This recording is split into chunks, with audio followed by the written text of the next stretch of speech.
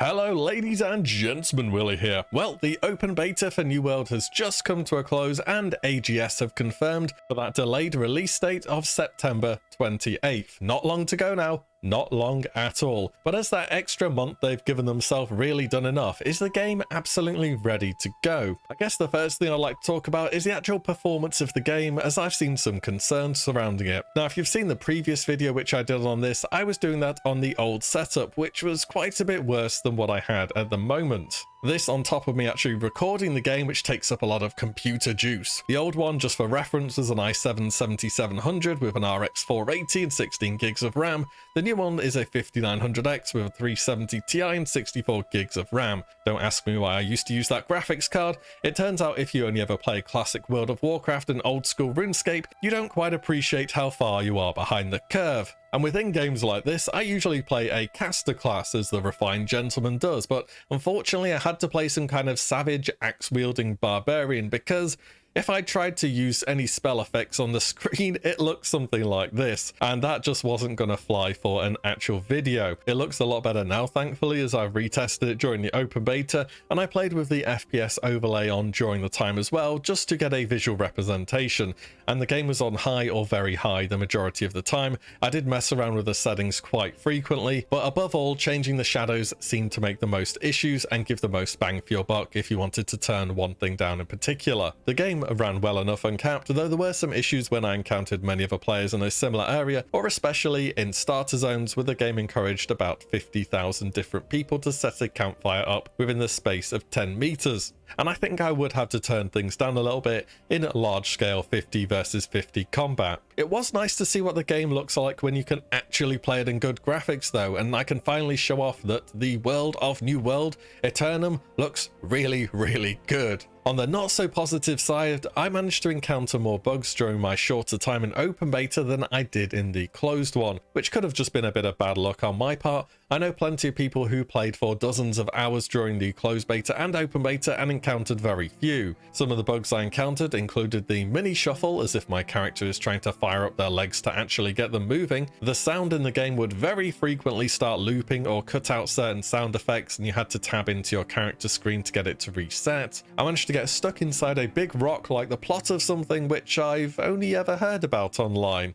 And even trying to unstuck, I got teleported straight back into this again. To get out of this conundrum, I ended up having to go AFK for a while and then teleport back to town. Some of the jankiness is still in the game. Fear not, Pirates of the Caribbean fans, your seabed walks are still intact. And I found out that if your oxygen bar reaches 0, you just get instantly killed instead of your health bar gradually going down. And the fall damage within the game, I mean, I knew the fall damage was pretty low, but I was testing exactly how far you had to fall, and well, I'll tell you what, have a guess how much health I have left after this fall, assuming I actually survive it, that is. I'll give you a moment to have a little think about it, because if you said I survived this fall with 50% of my health left, then you were right. I don't know how you even die from fall damage in this game. You're gonna need to see some world first footage at some point of how far you actually need to fall to one-shot yourself. It's absolutely crazy. I'm not saying these ruin the game because they're not realistic, they're just different from other games. I mean, it's a game with magic and undead, it's just a bit funky? Is that the word? I think that's the word I'm going for. I still also have a degree of concern regarding the game's identity crisis, since it's gone from a full loop PvP game to including a lot more PvE elements, and that there won't be quite enough there for the long-time PvE fans. They have invasions where AI will invade a fortified position, and expeditions which are your dungeons from regular MMOs. The biggest talking point, however, in the open beta have been the changes that have been made to PvP scaling. Now, PvP scaling was put in the game so that the lower level player has a degree of chance against somebody who outlevels them. Of course, there are diminishing returns. You shouldn't be beating a level 60 as a level 10, but with a smaller range of levels between the two, you should at least have some sort of fighting chance. Now, during the closed beta, it was possible for somebody who was as lower as 10 or 20 levels from the next person to actually defeat them if they were able to outplay them significantly enough. And during the open beta, Amazon have entirely flipped this around to where even having a small level advantage, such as 5 level difference, constitutes an absolutely enormous advantage. And the community reaction to this change has been largely negative, and people have been asking it to go back to how it was during the closed beta. It's interesting to see how many games, and communities by extension, handle PvP scaling differently. In classic TBC, for example, the gear scaling is, well, non-existent. A level 70 can wipe your level 62 off the face of Outland with so little as a flick of the wrist. You have, to be honest, absolutely no chance whatsoever, and this is further compounded by PvP stats like resilience being in the game.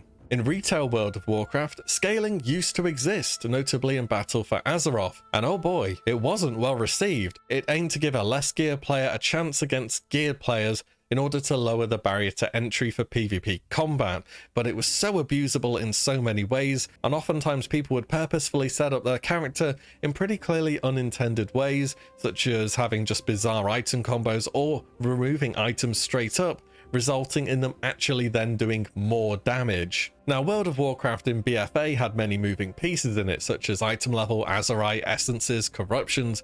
It was very complicated, and when scaling was removed in Shadowlands, people were really happy about it. And PvP scaling is a strange thing, because on one hand, if you want a game where you're on a relatively even playing field, MMOs are absolutely anything but that. Time matters a huge amount, and time should give you some tangible benefit over other people, especially where you're in the open world and not in an instanced arena or battleground. If you wanted everything to be fair all the time, regardless of the amount of time you've input to the PvP, you'd play a MOBA or a Battle Royale or an FPS. At the same time, if somebody who is 5 or so levels above you can squash you with little to no competition, it won't be too long before the leveling PvP concept dies up completely, as people have the opportunity to unflag and then just treat PvP as an endgame thing, which would be a real shame because the open world has such potential in New World. And that's the kind of thing that existed during the open beta. I'm expecting the PvP scaling to be more akin to the closed beta than the open for New World, for the exact same reasons it moved away from full loot PvP. It just benefits more people.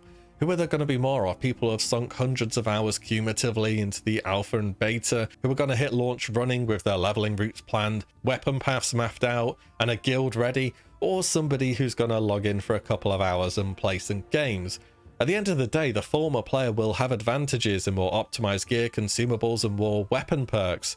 If you're getting your ass handed to you by somebody 20 levels lower, it might just be saying a bit more about your ability than the actual game itself. Also, regarding PvP in general, it's hard to avoid the power of turning your character 180 degrees around in small skirmishes and holding down the W key whilst chugging food and potions, and it feels like very few weapons actually provide the gap closing abilities to secure kills, but hopefully that's something where scaling and endgame content can potentially bridge the natural imbalance of open world content. Overall, it's still promising as it was during its first look, not without issues, as I'm sure anybody could find with any game, but promising. As for whether it'll be a couple of weeks of fun for most people or something you're going to be continuing to play long term, I think depends on what Amazon has for us post-launch and how long it takes them to upscale a cash shop, which I'm pretty sure they're going to do by 2022. What I can say about launching the game when they are doing it is it's a good time. Timing-wise, it's clear of other major releases. Amazon has done us the sheer kindness of making us not need to choose between New World and Lost Ark, as they have chosen to delay the latter till 2022. New World is on a big hype train at the moment. During the closed beta, it saw some 200,000 players online on Steam charts, and I'd imagine it was something similar in open beta, not showing on the Steam charts anymore as it's not currently an active game, but I'd imagine it being something similar. A mix of newer people giving it a go, seeing how it runs on the setups, and then people managing to hold off and telling themselves they don't need to play it, so they've seen enough during closed, they're going to wait for launch before getting their New World fixed again. Delaying games which are really hyped is honestly starting to feel like an actual marketing strategy. It worked with Cyberpunk and Shadowlands, which took the 1-2 spot of the best-selling PC games of all time upon their launches. Though hopefully New World does a bit better than those two have looking back. I'd say timing alone is grounds to get the thing out there in public hands whilst it's at fever pitch, but I do think the next 6 months in the pipeline for content for the endgame players is going to be extremely important. But what we have at the moment is a solid launch experience, not perfect, but it's showtime for New World. It's ready for launch. I think the launch, providing servers actually work, is going to be one to remember. There's going to be a lot of PvP, it's going to be chaotic, and I can't wait to get in there, join the purples, and shoot some icicles at people. Isn't that what games are all about at the end of the day? So guys, let me know your thoughts if you've given it a go during the closed or open beta. I'd love to know them. And as always, thank you all so much for watching and listening in. I shall see you all in the next one very soon.